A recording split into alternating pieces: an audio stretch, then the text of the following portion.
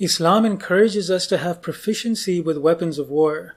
The Holy Prophet ﷺ said, "Prepare to meet them," as in the enemy, "with as much strength as you can afford. Verily, strength is in archery, strength is in archery, strength is in archery." This emergency preparedness is not just for times of war, but for times of peace as well, because the Holy Prophet ﷺ said that lands will be laid open to you, and Allah will suffice you against your enemies, but none of you should neglect practicing His skill in archery. This command is not only for men, women should also have familiarity with such weapons. Hazrat Muslim Maud Raziyallahu Anhu explained that it is mentioned in a hadith that it was the way of the Holy Prophet ﷺ to always hold friendly competitions between his Sahaba during times of peace, wherein archery and other tactics of war and strength were exhibited. Once he held such games in the masjid, and he said to Hazrat Aisha Raziyallahu Anha that if you want to watch these, then stand behind me and watch from over my shoulder.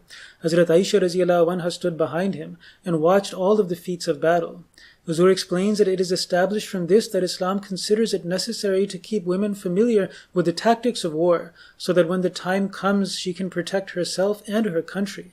Huzur said, if her heart trembles at the flash of a sword, or if hearing the sound of a gun or cannon it makes her blood go dry, then she cannot happily give her children permission to go into the battlefield, nor can she bravely take part in the defense of her country.